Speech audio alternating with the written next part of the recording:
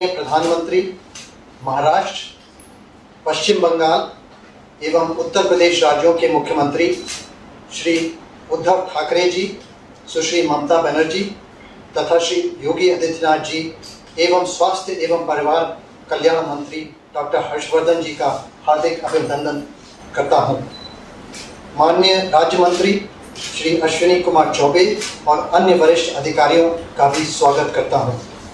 मैं माननीय स्वास्थ्य एवं परिवार कल्याण मंत्री डॉक्टर हर्षवर्धन जी से अनुरोध करूंगा कि वे स्वागत संबोधन से कार्यक्रम की शुरुआत करें।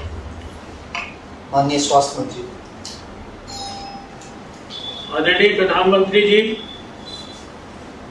आज के इस कार्यक्रम में उपस्थित महाराष्ट्र के मुख्यमंत्री श्री उद्धव ठाकरे जी, पश्चिम बंगाल की मुख्यमंत्री सुश्री ममता बनर्जी जी और उत्तर प्रदेश के मुख्यमंत्री प्रिय योगी आदित्यनाथ जी, सभी मेरे सहयोगी स्वास्थ्य विभाग के ICMR के विभिन्न स्थानों पर और मेरे साथ उपस्थित अधिकारीगण और मेरे साथ मेरे उपस्थित सहयोगी अश्विनी कुमार चौबे जी। प्रधानमंत्री जी, आज हम सबको बहुत हर्ष की अनुभूति हो रही है कि आपके नेतृत्व में आज एक बहुत बड़ा ऐतिहासिक काम हो रहा है। 7 महीने पहले चाइना में और 6 महीना पहले भारत में कोविड का पहला केस आया था और हमें इस बात पे हमेशा गर्व महसूस होता है कि आपके नेतृत्व में भारत ने शायद सबसे पहले इस बात का संज्ञान लिया और जितने प्रोएक्टिवली, जितनी गहराई के साथ और जितने सात्विक भाव के साथ एकाग्रचित्त मन से आपने पहले ही दिन से हम सबको कोविड के खिलाफ जंग में मार्गदर्शन दिया, उसके कारण हम आज कोविड के खिलाफ जंग में काफी आगे तक सफल हुए हैं। मुझे ध्यान है कि अप्रैल के महीने में हम जब एक दिन में 6000 टेस्ट किया करते थे तो सारे देश में हर स्थान पर हम लोगों को टोका जाता था और कहा जाता था कि टेस्ट टेस्ट टेस्ट क्यों नहीं करते हम।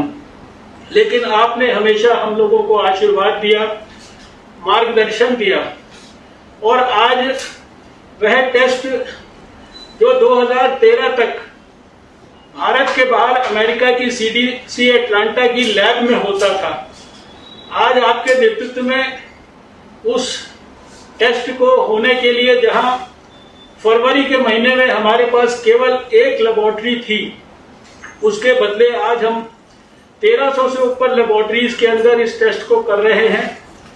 आज कल इतवार का दिन था जब साधारणतः बाकी 6 दिनों के मुकाबले कम टेस्ट होते हैं, लेकिन कल भी 5 लाख से ऊपर टेस्ट भारत के अंदर हुए। आज जिस प्रकार से ICMR ने पहले दिन से प्रयास किया, सारे देश के अंदर 20 इस प्रकार के सेंटर्स बनाए जहां से सारे देश के अंदर RT-PCR की लेबोरेटरीज के लिए जो जो कुछ आवश्यक था सब कुछ पूरे लॉकडाउन के दौरान भी उपलब्ध कराया। आज सारे देश में 97% देश में 3 घंटे के ट्रैवलिंग डिस्टेंस के ऊपर इस टेस्ट की उपलब्धता है। दूर दराज के नागालैंड जैसे स्थान पर, अरुणाचल जैसे स्थान पर, सिक्किम जैसे स्थान पर, अंडमान निकोबार और लक्षद्वीप और लद्दाख जैसे स्थानों तक भी हमारी लेबोरेटरीज स्थापित हो गई हैं। सरकारी मेडिकल कॉलेजेस में लगभग सभी के अंदर 281 में से 272 मेडिकल कॉलेजेस में लेबोरेटरी स्थापित हो गई हैं और प्राइवेट मेडिकल कॉलेज में भी 261 में से करीब 72 लेबोरेटरीज जो है स्थापित हो गई हैं और आने वाले समय में हमारी कोशिश है कि एक एक प्राइवेट मेडिकल कॉलेज के अंदर भी लेबोरेटरी स्थापित हो। एक एक डिस्ट्रिक्ट के अंदर इस लेबोरेटरी को स्थापित करने की हमारी योजना है।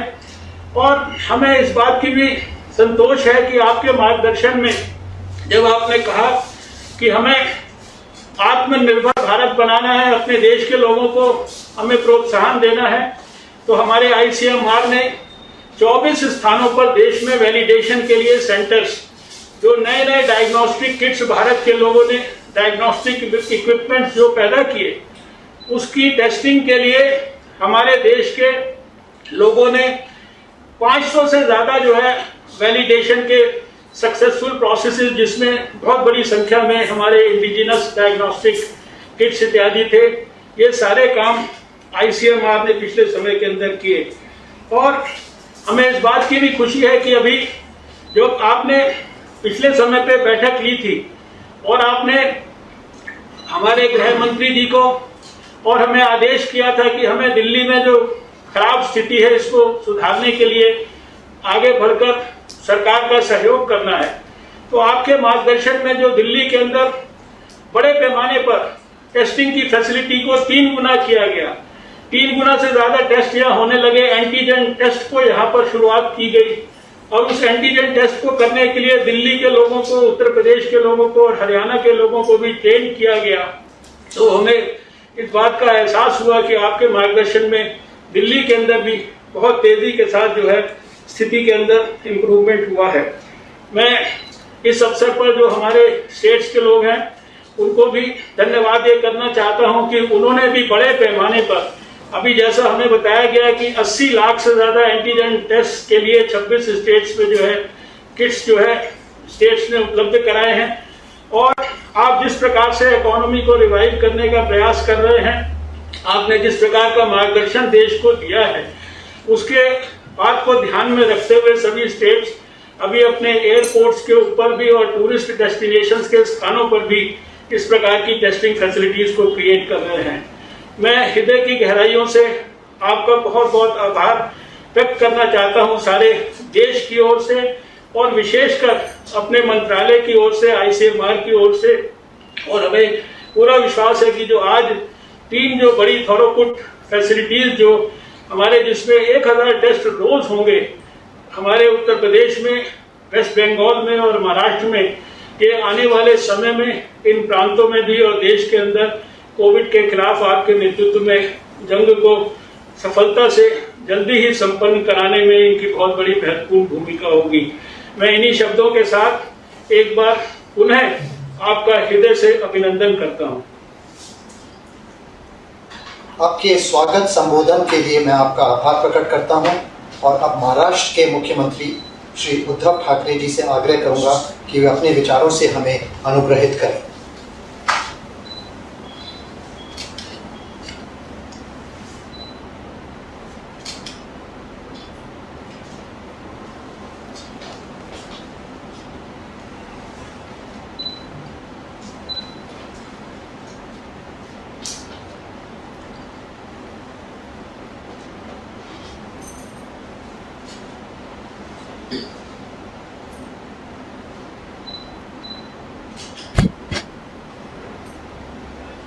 प्रधानमंत्री जी, हर्षवर्धन जी, ममता दीदी, योगी जी, हमारे राज्य मंत्री जी हैं, सभी अधिकारी वर्ग है और सभी को मेरा नमस्कार। प्रधानमंत्री जी, मैं आपको धन्यवाद देना चाहता हूं, तुमचा मी आभारी आहे क्योंकि आपने ये सुविधा महाराष्ट्र में, उत्तर प्रदेश के लिए और बंगाल में हमें प्राप्त करा दी, जिसकी बहुत ही आवश्यकता आज की स्थिति में और आज के दिनों में थी और है। हम सभी पिछले कुछ दिनों से कोरोना के साथ लड़ाई लड़ते आ रहे हैं। कितने दिन तक लड़ाई चलेगी कोई अनुमान इसका नहीं लगा सकता, लेकिन जैसे हर्षवर्धन जी आपने कहा कि हमारे हाथ में कुछ ऐसा हथियार नहीं है जो हम लड़ाई में कोरोना के साथ लड़ने के लिए हमें सफलता दे सकता है।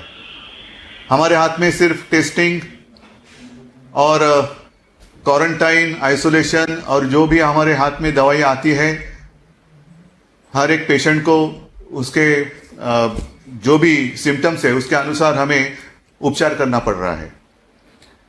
प्रधानमंत्री जी, हम जब लड़ रहे हैं माना मतलब मैं ऐसे मानता हूं कि पूरा विश्व एक मानो कि जैसे एक प्रयोगशाला हो गया है। ट्रायल और ट्रायल, अब तक कुछ हाथ में आया नहीं है।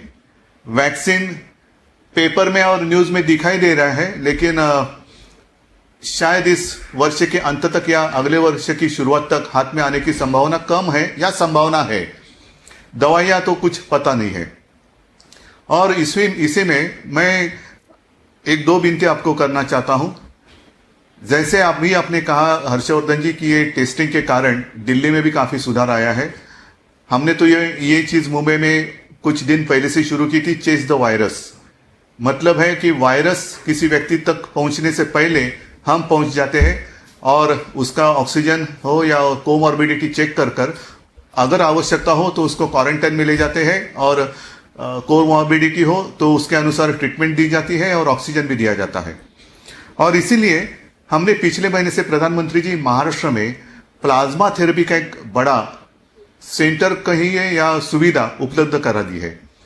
प्लाज्मा दिया जा रहा है क्योंकि माना जाता है कि पिछले 100 साल से जब भी कोई पैंडेमिक आता है और अपने हाथ में कोई ऐसी दवाइयां नहीं रहती है, तो जिस मतलब जैसा अभी वायरल है या बैक्टीरियल हो, तो ये बीमारी जिसको होकर वो ठीक हो जाता है, ऐसे पेशेंट के शरीर में एंटीबॉडी तैयार हो जाती है।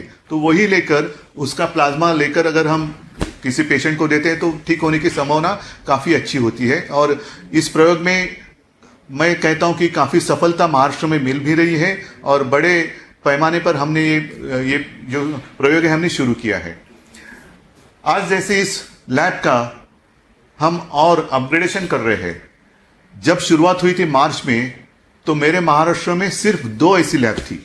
लेकिन हर्षवर्धन जी, मैं आपको भी धन्यवाद देना चाहता हूं। मार्च से लेके आज तक 2 दिन पहले ही मैंने महाराष्ट्र में 130वां लैब जिसका लोकार्पण किया है। टेस्ट भी काफी बढ़ाई है। बाकी सारी रिपोर्ट्स तो आपके पास मुझसे ज्यादा, मतलब मेरे से पहले आपके पास आ जाता है, कितने पेशेंट है, कितने एक्टिव केसेस है वगैरह वगैरह, तो इसमें मैं नहीं जाना चाहता। प्रधानमंत्री जी, मैं आपको कहना चाहता था, विनती कर रहा हूं कि जिस तरीके से ये लैब आज हमें दे रहे हैं, उसी तरीके से हम महाराष्ट्र में मुंबई में एक इम्यूनोलॉजिकल लैब शुरू करना चाहते हैं। तो आपकी मदद, आपका आशीर्वाद और सहायता लगेगी। एक लैब और रिसर्च सेंटर इसलिए हम करना चाहते हैं। अब तो सब पूरा विश्व कोरोना कोरोना कोरोना कोविड-19, जहां भी देखो, न्यूज़पेपर खोलो, टीवी शुरू करो, Covid Covid Covid.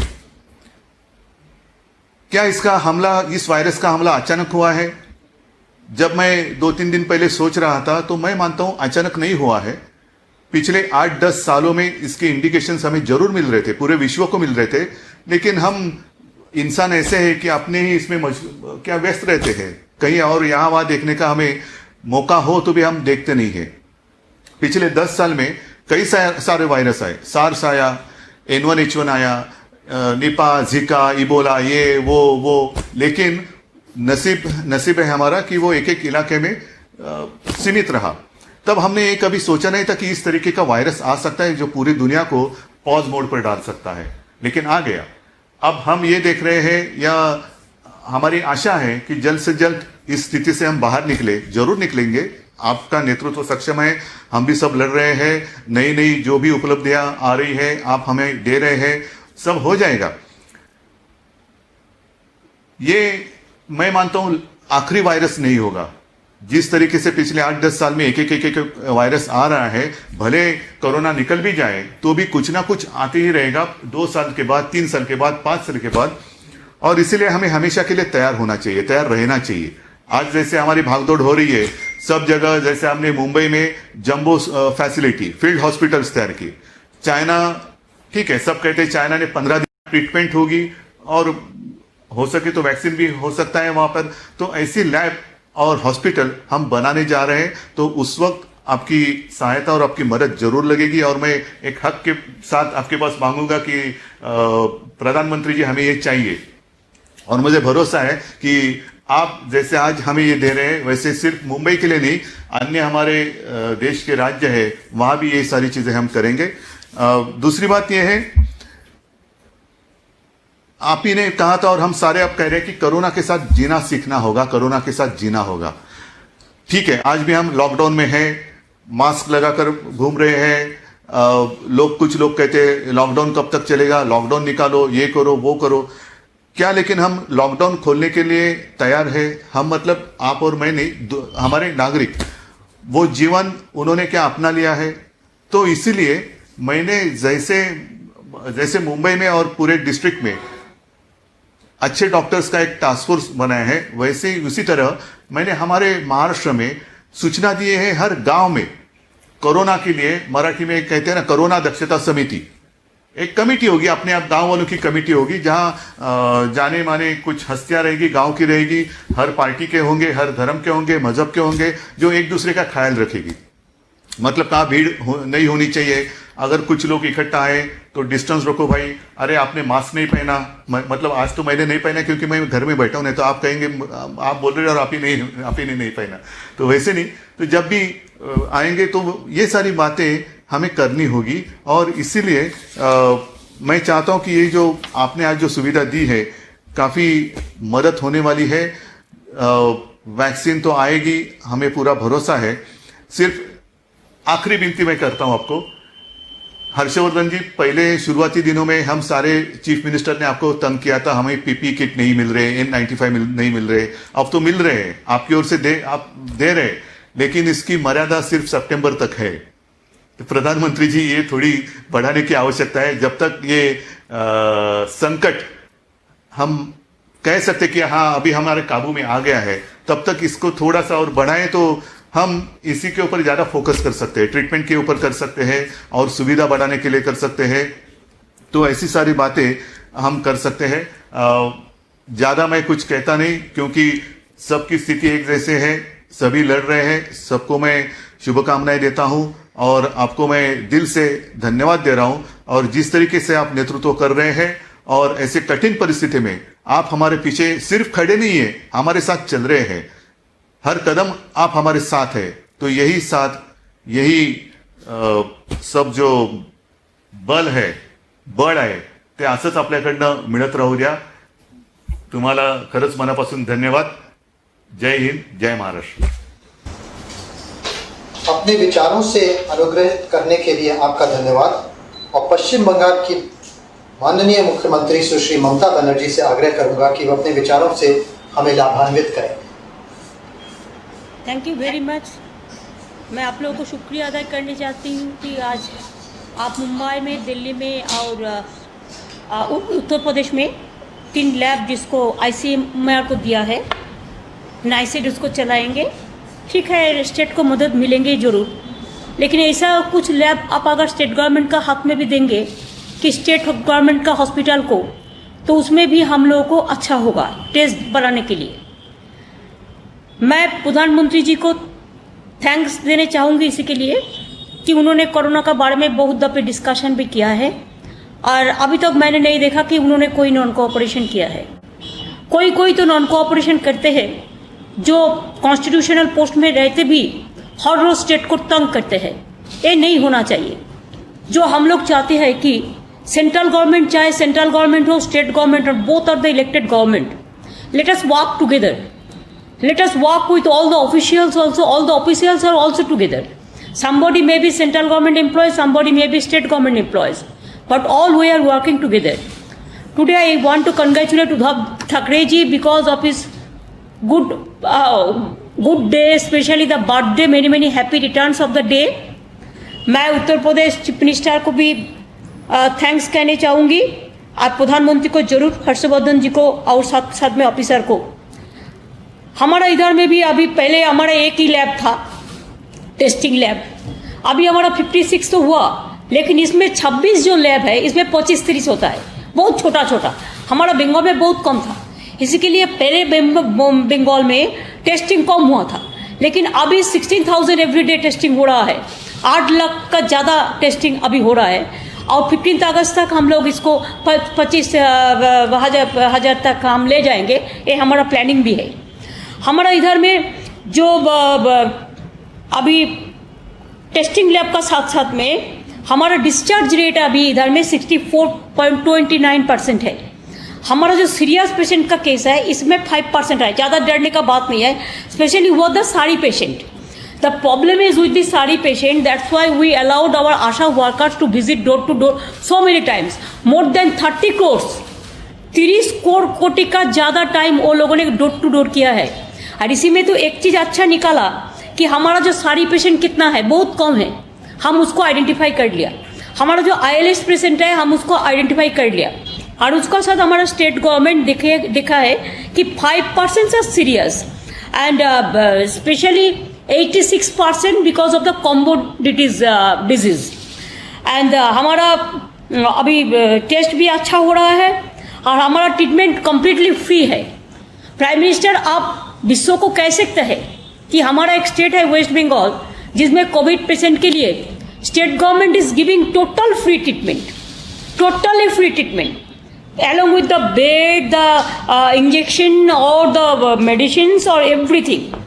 Treatment is completely free. Designated COVID hospital 81, उसमें हम प्राइवेट को भी ले लिया गवर्नमेंट से, और उसको भी हम फ्री में कर रहा है। जो प्राइवेट हॉस्पिटल को हम ले लिया गवर्नमेंट से, उसको भी हम फ्री में कर रहा है। हम ऑनलाइन जिसी को भी मर्जी के हम हॉस्पिटल में भर्ती होते जाओगे तो इसके लिए हम डॉक्टर्स का स्पेशल टीम बना दिया। ऑनलाइन भी एप्लीकेशन कर सकते हैं, ऑनलाइन भी बात कर सकते हैं, हम टेलीमेडिसिन भी कर दिया, ऑनलाइन उसको एक्सेस भी कर दिया। हमारा 106 हम सेफ हाउस बनाया कि, और बहुत लोग हैं जो करेना क्वारंटाइन सेंटर में जाने से डरता है, लेकिन सेफ हाउस है जस्ट सेफ होम के माफिक है, स्वीट होम का माफिक है, इसी के लिए लोग ज़्यादा पसंद करते हैं। तो हम लोग 106 जो हम सेफ होम बना दिया है, और सेफ होम में भी हमारा ओनली 12-13% पीपुल आर रहता है। उसका क्यों, ये लोग चाहता है कि घर में रहना अच्छा है, घर में रहना कंफर्ट फील करता है, दैट्स गुड। वो होम तो सबको लिए एक अच्छा प्लेस होता ही है।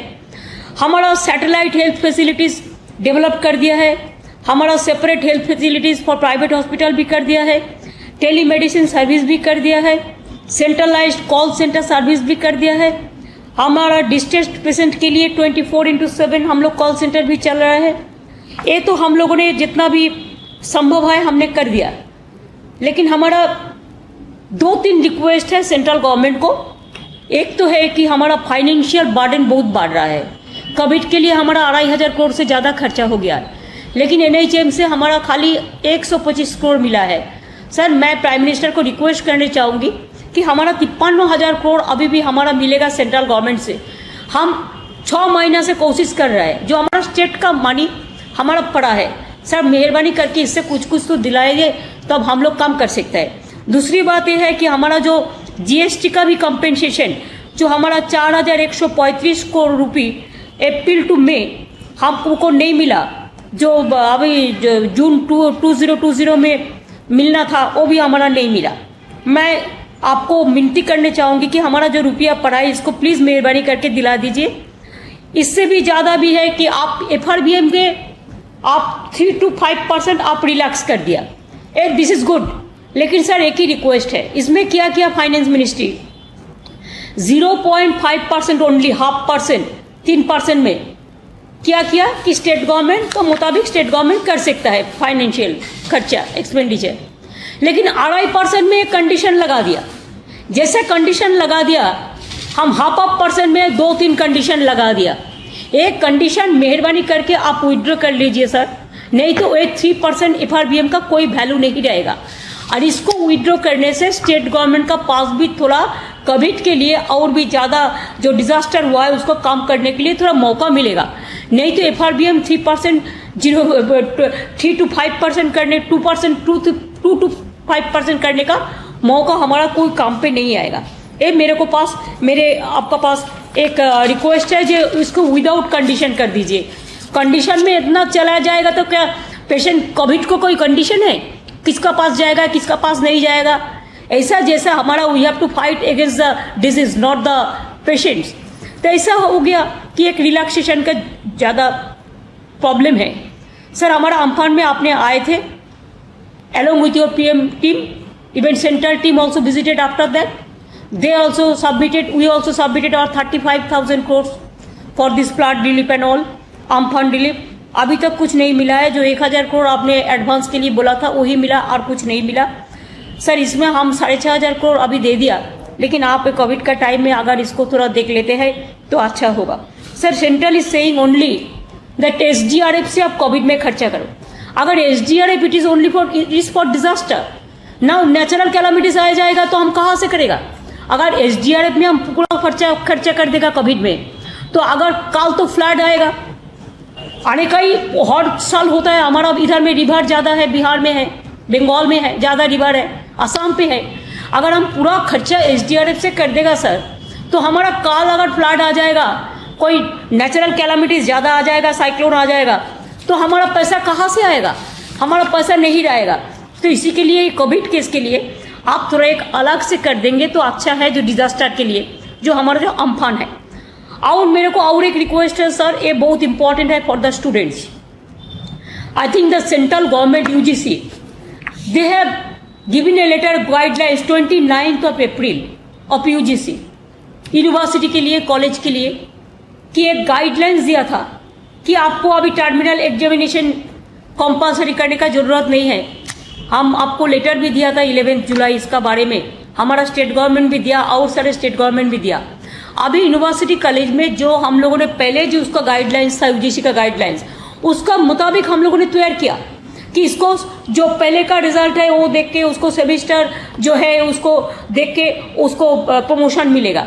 एग्जाम भी इसमें है, लेकिन अभी UGC क्या किया, अभी एक लेटर दे दिया 6 जुलाई को, उसको रिवाइज कर दिया, करके बोलता है आपको पूरा इसको एग्जाम लेने का टर्मिनल एग्जामिनेशन कंपल्सरी है।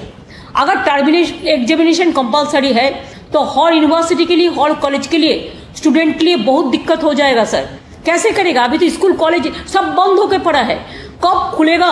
इसका बाद उसको कब से ठीक में एक साथ में बैठ सकता है, कब कोविड जाएगा, इसके ऊपर डिपेंड करता है। इसे तो बेचारा वो लोगों को पढ़ा सुना बहुत दिक्कत हो गया, बहुत नष्ट भी हो गया। तो इसी के लिए we have to help the youth, we have to help the students, and I will request you sir, please tell the education ministry to take up the matter with the UGC, so that what was the decision earlier 29th of April, what we are abiding by that order, that should be strictly maintained, so that there should not be any problem for the students. मैं यही बात कह के आपको हम request करने चाहूँगी कि हमारा परफॉर्मेंस जो है स्टूडेंट का उसको देख लीजिए आप। हम साथ साथ में अब ये कहने चाहूँगी कि हमारा देश में जो लोग कोविड को लड़ते हैं, पूरा देश में कोविड वॉरियर्स को, सबको, चाहे डॉक्टर हो, चाहे नर्स हो, चाहे सैनिटाइजेशन जो काम करते हैं, चाहे MSME हो, चाहे आशा वर्कर भी। मेरे को स्टेट में 30 करोड़ हाउस में 30 करोड़, हमारा 2.5 करोड़ परिवार है, लेकिन वो बार बार जाके बहुत सारे काम किया है, चाहे ICDS हो, चाहे आशा हो, चाहे हेल्थ वर्कर हो, चाहे पब्लिक हो, चाहे NGOs हो, ऑल, पुलिस हो, पुलिस का भी बहुत सारे लोगों को डेथ भी हुआ है, but they are also working day and night. Sir हमारा स्टेट में हम प्लाजा बैंक बनाया जो हमको एक काम पे आएगा। हमारा स्टेट में हमारा कॉर्ड ब्लड बैंक भी है। हम लोग कोविड क्लब बनाया जो हमारा काम पे आया सर। एक न्यू कंसेप्ट है, जो कोविड को सफर किया है, अभी नेगेटिव हो गया है, वो लोगों को लेके हम एक कोविड क्लब जिला बनाते हैं। इसको क्या है, जो चाहते हैं, बिकॉज कोविड हॉस्पिटल में बहुत सारे आदमी कोविड पेशेंट को टच नहीं करते हैं, डरते हैं, लेकिन जिसको कोविड हो गया है, अगर ये लोग कोविड हॉस्पिटल में काम पे आए तो ये लोग डरते नहीं है कि उसको कोविड हो गया है। इसी के लिए हम जिला में कोविड क्लब भी बनाया, और ये कोविड क्लब का साथ में हम बहुत सारे कोविड पेशेंट जो अभी नेगेटिव हो गया है, सुस्त है, उसको हम इसमें काम पे लगा रहा है। इसमें बहुत सारे को हम मुर्शिदाबाद जिला में और कलकत्ता में हॉस्पिटल में काम पे लगाया। They are doing very good work sir. It's a new concept also. हम लोग ये चाहते हैं कि चाहे कोविड हो, चाहे अम्फान हो, चाहे देश का आउट कोई भी डिजास्टर हो, नहीं होना चाहिए, लेकिन अगर कुछ हो तो एक साथ में काम करना सबसे बड़ा जरूरी चीज होता है। आज का दिन नहीं, एक परंपरा है हमारा डेमोक्रेसी की। इसी के लिए आई thank you so much for giving us this opportunity. और साथ साथ में भी कहेंगे कि हमारा जो भी हमारा स्टेट बहुत बड़ा स्टेट है, सब आपको पता है। Population is also very high.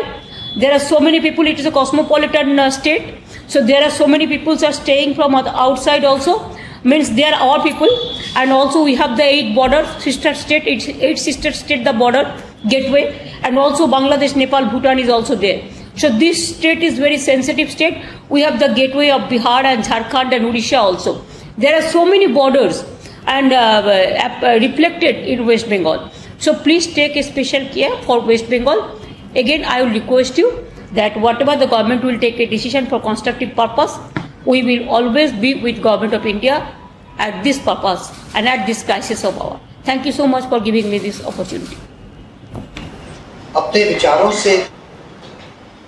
विचारों से हमें लाभान्वित करने के लिए आपका हार्दिक धन्यवाद है। और अब उत्तर प्रदेश के माननीय मुख्यमंत्री श्री योगी आदित्यनाथ जी से अनुरोध करूंगा कि वे अपने आशीर्वचनों से हमें अनुग्रहित करें। आदरणीय प्रधानमंत्री जी, केंद्रीय स्वास्थ्य एवं परिवार कल्याण मंत्री माननीय डॉक्टर हर्षवर्धन जी,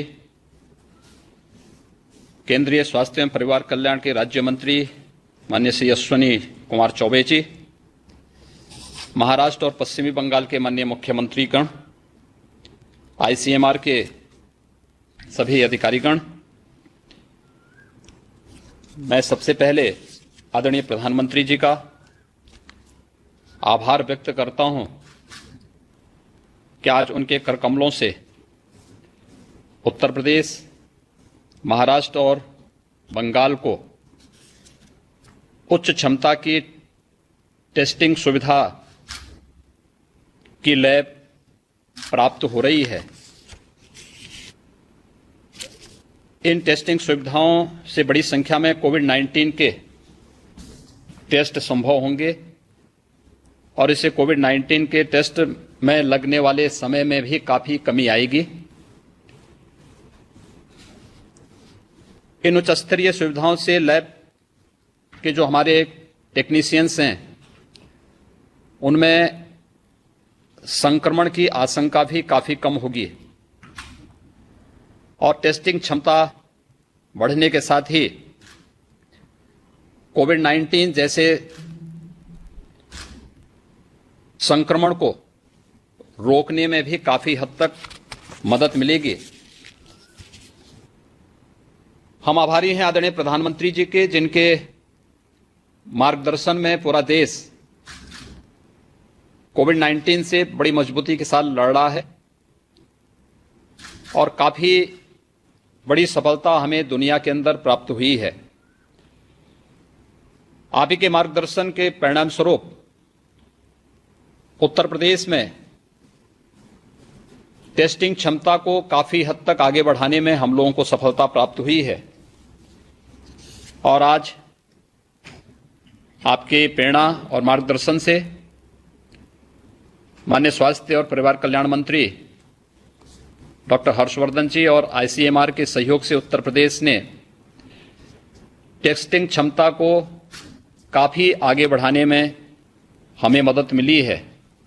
जब 23 मार्च को पहली टेस्टिंग लैब उत्तर प्रदेश के अंदर प्रारंभ हुई थी तब हमारे पास केवल 72 टेस्ट प्रतिदिन करने की क्षमता थी और महोदय कल उत्तर प्रदेश में 1,06,000 से अधिक टेस्ट प्रतिदिन हुए हैं। हम लोगों ने निरंतर इसे आगे बढ़ाने का कार्य किया है। अगर हम टोटल टेस्टिंग लैब जिसमें आरटीपीसीआर की ट्रूनेट मशीन से होने वाले टेस्टिंग की और एंटीजन किट के माध्यम से भी जो टेस्ट की क्षमता हम लोगों ने बढ़ाई है, ये व्यापक पैमाने पर एक कार्य हो रहे हैं। आरटीपीसीआर से ही वर्तमान में हम लोग प्रतिदिन 40,000 से अधिक टेस्ट प्रतिदिन कर रहे हैं। 75 जनपदों में सभी जिला चिकित्सालयों में 24 मेडिकल कॉलेजेस में हम लोगों ने ट्रूनेट मशीन स्थापित करके वहां पर भी व्यापक पैमाने पर टेस्ट को हमने बढ़ाया है और एंटीजन टेस्ट के माध्यम से भी प्रतिदिन 56,000 से अधिक टेस्ट अभी हो रहे हैं, लेकिन हमारा प्रयास है कि इसे 1 लाख टेस्ट, एंटीजन टेस्ट को ही 1 लाख टेस्ट प्रतिदिन हम लोग करके इस प्रसार को, कोविड-19 के प्रसार को हर हाल में रोकेंगे। माननीय गृह मंत्री जी के नेतृत्व में दिल्ली के अंदर संक्रमण को जिस तरीके से प्रभावी नियंत्रित किया गया है, उत्तर प्रदेश ने उस मॉडल को प्रभावी ढंग से लागू किया है और उसके बहुत अच्छे परिणाम देखने को मिल रहे हैं। इसके परिणाम स्वरूप हम लोगों ने भी यहां पर कल एक दिन में ही 1,06,000 से अधिक टेस्ट प्रतिदिन यहां पर किए हैं। प्रदेश में अब तक 8,440 टेस्ट पर मिलियन पॉपुलेशन किए जा चुके हैं और इसमें प्रतिदिन 400 टेस्ट पर मिलियन पॉपुलेशन की वृद्धि सुनिश्चित करने की कार्रवाई की जा रही है। हम लोगों ने कोविड-19 पर प्रभावी नियंत्रण करने के लिए प्रदेश के अंदर हर एक हॉस्पिटल में, वह कोविड हॉस्पिटल हो, नॉन कोविड हॉस्पिटल हो, औद्योगिक संस्थान हो या जहां भी भीड़ भाड़ वाले स्थल हैं, ऑफिसेज हैं, इन सब में कोविड हेल्प डेस्क बनाए हैं। 1,08,800 से अधिक कोविड हेल्प डेस्क अब तक बन चुके हैं। हर एक ग्राम पंचायत में और हर एक नगर निकाय में हमारे पास 59,000 ग्राम पंचायतें प्रदेश में हैं और 12,000 से अधिक प्रदेश में नगर निकाय में वार्ड हैं। इन सब में भी हमारी एक एक टीम काम कर रही है, जिनके पास इंफ्रारेड थर्मामीटर, पल्स ऑक्सीमीटर और सैनिटाइजर की व्यवस्था के साथ ही उन्हें सबको मास्क और ग्लव्स देकर के व्यापक डोर टू डोर सर्वे के कार्य के साथ जोड़ा गया है। Contact tracing, door to door survey, इन सभी कार्यक्रमों को आगे बढ़ाने के साथ ही रैपिड एंटीजन किट के माध्यम से व्यापक पैमाने पर टेस्टिंग की कार्य पद्धति को आगे बढ़ाने के माध्यम से हम लोग कोविड-19 के संक्रमण को रोकने में हम लोगों को काफी हद तक मदद मिल रही है। और मुझे ये बताते हुए प्रसन्नता है कि माह अप्रैल तक राष्ट्रीय स्तर पर प्रतिदिन 6,000 जांच हो रही थी। उत्तर प्रदेश का योगदान उसमें मात्र 6% था। महोदय, अब ये जुलाई माह में ये 15% तक पहुंच चुका है और हमारा प्रयास है कि इसको हम 20% तक पहुंचाने का कार्य उत्तर प्रदेश के अंदर करेंगे। ये कार्य प्रदेश के अंदर बहुत अच्छे ढंग से आगे बढ़ाने का प्रयास हो रहा है और आईसीएमआर ने उत्तर प्रदेश में केजीएमयू को एक संस्थान के रूप में नामित किया है। केजीएमयू और आईसीएमआर मिलकर के टेस्टिंग की गुणवत्ता को भी सुनिश्चित करने की कार्रवाई कर रहे हैं। इसके लिए व्यापक पैमाने पर चाहे वह लैब टेक्नीशियंस की ट्रेनिंग का कार्यक्रम हो, चाहे वह पैरामेडिक्स और अन्य इस क्षेत्र से जुड़े हुए माइक्रोबायोलॉजिस्ट हैं, इन सब की ट्रेनिंग के कार्यक्रम को व्यापक पैमाने पर आगे बढ़ाने का कार्य हो। ये कार्य भी हम लोग तेजी के साथ आगे बढ़ाने का कार्य कर रहे हैं। मैं आपका आभार व्यक्त करता हूं कि आईसीएमआर ने प्रयागराज मेडिकल कॉलेज में एक अत्याधुनिक तकनीक पर आधारित उच्च कोटि का कोवास मशीन हमें उपलब्ध कराने की कार्रवाई प्रारंभ की है और यह कार्य हमारा अगस्त के अंत तक वह लैब भी हमारी तैयार हो जाएगी। हम लोगों ने प्रदेश में भी कोविड केयर फंड बनाया था और कोविड केयर फंड के माध्यम से आरटीपीसीआर से जुड़ी हुई लैब की स्थापना हर एक मंडलीय मुख्यालय में, हर एक मेडिकल कॉलेजेस में प्रदेश के अंदर स्थापित या तो हो चुकी हैं या वह होने जा रही हैं। 15 अगस्त तक हमारे हर मेडिकल कॉलेजेस में, प्रदेश में जितने भी 24 मेडिकल कॉलेजेस वर्तमान में चल रहे हैं, इन सब में हमारी आरटीपीसीआर की लैब फंक्शनल हो जाएंगी और उनको हम आगे उनसे कार्य लेना प्रारंभ कर देंगे। इसके अलावा कोविड केयर फंड के माध्यम से 3 अन्य कोवास मशीनें हम लोगों ने यहां पर क्रय करने की प्रक्रिया प्रारंभ की है। ये काफी हद तक प्रदेश में टेस्टिंग क्षमता को बढ़ाने में इससे मदद मिलेगी। उत्तर प्रदेश सरकार आईसीएमआर द्वारा अनुमोदित जो नवीनतम प्रणाली और उत्कृष्ट उपकरणों का उपयोग करते हुए जो टेस्टिंग क्षमता है उसकी बढ़ाने और गुणवत्ता को बनाए रखने के लिए पूरी मजबूती के साथ कार्य कर रही है और मुझे विश्वास है कि आपके योग्य मार्गदर्शन और प्रेरणा से जिस मजबूती के साथ अब तक कार्य कोविड-19 को नियंत्रित करने के लिए किया गया है, उसमें निश्चित ही हमें सफलता प्राप्त होगी। मैं एक बार फिर से आज उत्तर प्रदेश को, महाराष्ट्र को और वेस्ट बंगाल को 3 अत्याधुनिक लैब उपलब्ध कराने के लिए आज जिसका लोकार्पण आपके कर कमलों से प्रारंभ होने जा रहा है, मैं इसके लिए एक बार फिर से आपका हृदय से आभार व्यक्त करता हूं। आपके योग्य मार्गदर्शन में हम लोग कोविड-19 पर निश्चित ही विजय प्राप्त करेंगे। आपका बहुत बहुत आभार। माननीय मुख्यमंत्री जी का आभार प्रकट करता हूं और अब माननीय प्रधानमंत्री जी से अनुरोध करूंगा कि वे मुंबई, कोलकाता एवं नोएडा स्थित 3 संस्थानों में नवनिर्मित उच्च स्तरीय अत्याधुनिक प्रयोगशालाओं का उद्घाटन करें। माननीय प्रधानमंत्री जी।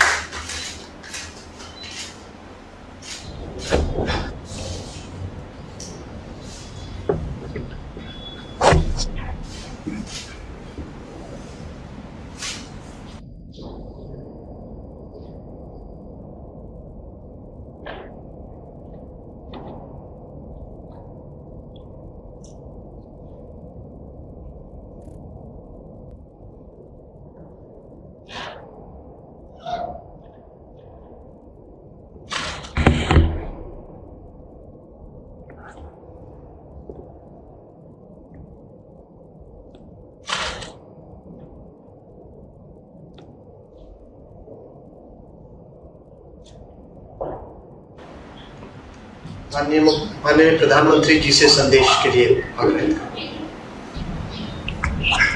नमस्कार। देश के करोड़ों नागरिक कोरोना वैश्विक महामारी से बहुत बहादुरी से लड़ रहे हैं। आज जिन high tech state of the art testing facility का लॉन्च हुआ है, उससे पश्चिम बंगाल, महाराष्ट्र और उत्तर प्रदेश को कोरोना के खिलाफ लड़ाई में और ताकत मिलने वाली है। साथियों, दिल्ली, एनसीआर, मुंबई और कोलकाता आर्थिक गतिविधियों के भी बड़े सेंटर हैं। यहां देश के लाखों युवा अपने कैरियर को, अपने सपनों को पूरा करने आते हैं। अब तीनों जगह टेस्ट की जो उपलब्ध कैपेसिटी है, उसमें 10,000 टेस्ट की कैपेसिटी और जुड़ने जा रही है। अब इन शहरों में टेस्ट और ज्यादा तेजी से हो सकेंगे। एक अच्छी बात यह भी है कि ये हाईटेक लैब्स सिर्फ कोरोना टेस्टिंग तक ही सीमित रहने वाली नहीं है, और ये बात बहुत महत्वपूर्ण है। भविष्य में हेपेटाइटिस बी और सी, एचआईवी, डेंगू सहित अनेक बीमारियों की टेस्टिंग के लिए भी इन लैब्स में सुविधा उपलब्ध कराई जाएगी। ऐसी व्यवस्थाएं तैयार करने के लिए Indian council of medical research, ICMR, और उससे जुड़े दूसरी संस्थाओं से सभी साथियों को भी मैं बहुत बहुत बधाई देता हूं। साथियों, देश में जिस तरह सही समय पर सही फैसले लिए गए, आज उसी का परिणाम है कि भारत अन्य देशों के मुकाबले काफी संभली हुई स्थिति में है। आज हमारे देश में कोरोना से होने वाली मृत्यु बड़े बड़े देशों के मुकाबले काफी कम है। वहीं हमारे यहां रिकवरी रेट अन्य देशों के मुकाबले बहुत ज्यादा है और दिनों दिन सुधार भी हो रहा है। आज भारत में कोरोना संक्रमित होने के बाद ठीक होने वालों की संख्या करीब करीब 10 लाख पहुंचने वाली है। साथियों, कोरोना के खिलाफ इस बड़ी और लंबी लड़ाई के लिए सबसे महत्वपूर्ण था कि देश में तेजी के साथ कोरोना स्पेसिफिक हेल्थ इंफ्रास्ट्रक्चर का निर्माण हो। इसी वजह से बहुत शुरुआत में ही केंद्र सरकार ने 15,000 करोड़ रुपए के पैकेज का ऐलान कर दिया था। आइसोलेशन सेंटर हो, कोविड स्पेशल हॉस्पिटल हो, टेस्टिंग, ट्रेसिंग और ट्रैकिंग से जुड़ा नेटवर्क हो, भारत ने बहुत ही तेज गति से अपनी क्षमताओं का विस्तार किया। आज भारत में 11,000 से ज्यादा कोविड फैसिलिटीज हैं, 11 लाख से ज्यादा आइसोलेशन बेड्स हैं।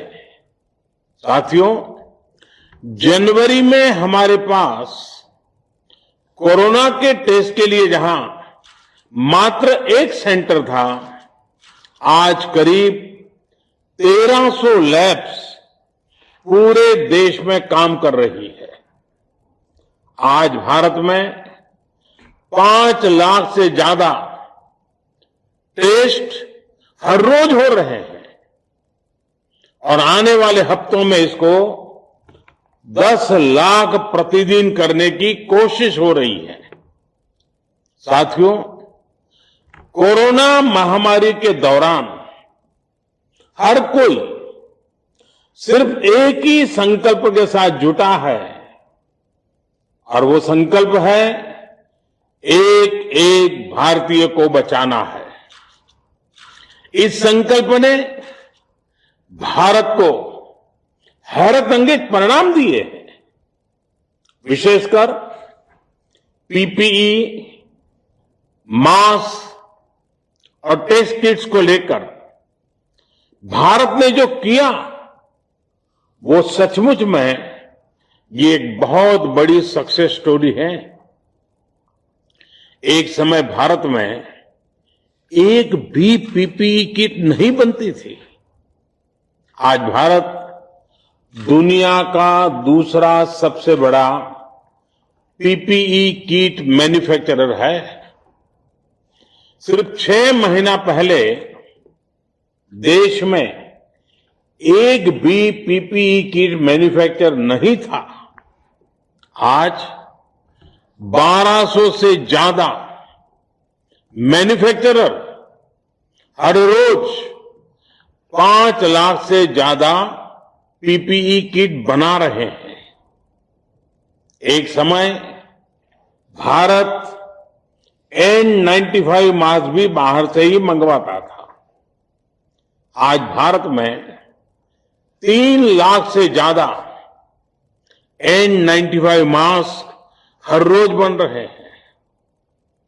एक समय था जब भारत वेंटिलेटर्स के लिए भी दूसरे देशों पर निर्भर था। आज भारत में हर साल 3 लाख वेंटिलेटर बनाने की प्रोडक्शन कैपेसिटी विकसित हो चुकी है।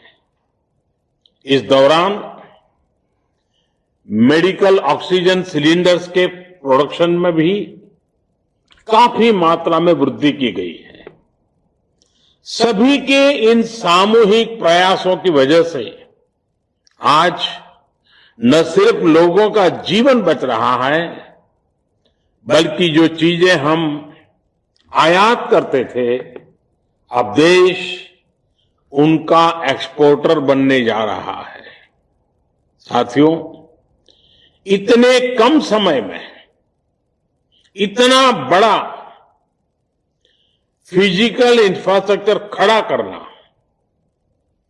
कितनी बड़ी चुनौती रही है, इससे भी आप भली भांति परिचित है। एक और बड़ा चैलेंज था कोरोना के खिलाफ लड़ाई के लिए देश में ह्यूमन रिसोर्स को तैयार करना। जितने कम समय में हमारे पैरामेडिक्स, आशा वर्कर्स, एएनएम, आंगनवाड़ी और दूसरे हेल्थ और सिविल वर्कर्स को ट्रेन किया गया, वो भी अभूतपूर्व है। आज अगर भारत की कोरोना से लड़ाई को देखकर दुनिया अचंभित है, बड़ी बड़ी आशंकाएं गलत साबित हो रही हैं, तो उसका एक बड़ा कारण हमारे ये फुट सोल्जर भी है। साथियों, कोरोना के खिलाफ लड़ाई में आज हम उस स्थिति पर आ पहुंच चुके हैं जहां हमारे पास जागरूकता की कमी नहीं है। साइंटिफिक डेटा का विस्तार हो रहा है, संसाधन भी बढ़ रहे हैं। अब हमें राज्य के स्तर पर, जिला, ब्लॉक और गांव के स्तर पर डिमांड और सप्लाई के मैनेजमेंट को और चुस्त दुरुस्त करना है, मजबूत करना है। हमें मिलकर नया हेल्थ इंफ्रा तो तैयार करना ही है, जो हमारे पास गांव गांव में सरकारी और प्राइवेट डिस्पेंसरीज हैं, क्लिनिक हैं, उनको ज्यादा सक्षम भी बनाना है। ये हमें इसलिए भी करना है ताकि हमारे गांवों में कोरोना से लड़ाई कमजोर न पड़े। अभी तक गांवों ने इसमें बहुत अच्छा प्रदर्शन किया है और इसके साथ ही हमें इस बात का ध्यान रखना है कि हमारे कोरोना योद्धा किसी तरह की थकान का शिकार न हो। हमें नए और रिटायर्ड जो भी प्रोफेशनल्स इस सेवा के लिए आगे आना चाहते हैं, ऐसे प्रोफेशनल्स को हेल्थ सिस्टम से जोड़ने के लिए भी लगातार काम करना होगा। साथियों, आने वाले समय में बहुत सारे त्योहार आने वाले हैं। हमारे ये उत्सव उल्लास का कारण बने, लोगों में संक्रमण न फैले, इसके लिए हमें हर सावधानी रखनी है। हमें ये भी देखते रहना होगा कि उत्सव के इस समय में गरीब परिवारों को परेशानी ना हो। प्रधानमंत्री गरीब कल्याण अन्न योजना का लाभ हर गरीब परिवार तक समय पर पहुंचे, हमें ये भी सुनिश्चित करना है। साथियों, हमारे देश के टैलेंटेड वैज्ञानिक कोरोना वैक्सीन के लिए तेजी से काम कर रहे हैं, लेकिन जब तक कोई प्रभावी दवा या वैक्सीन नहीं बनती, तब तक मास्क, 2 गज की दूरी, हैंड सैनिटाइजेशन की हमारा एकमात्र विकल्प है, एक प्रकार से एकमात्र हथियार है। हमें खुद भी बचना है और घर में छोटी बड़ी आयु के सभी परिजनों को भी बचाना है। मुझे विश्वास है कि कोरोना के खिलाफ लड़ाई हम सभी मिलकर लड़ेंगे भी और जीतेंगे भी। एक बार फिर इन हाईटेक सुविधाओं के लिए बहुत बहुत बधाई देता हूं। आप सबका भी हृदय से बहुत बहुत आभार व्यक्त करता हूं।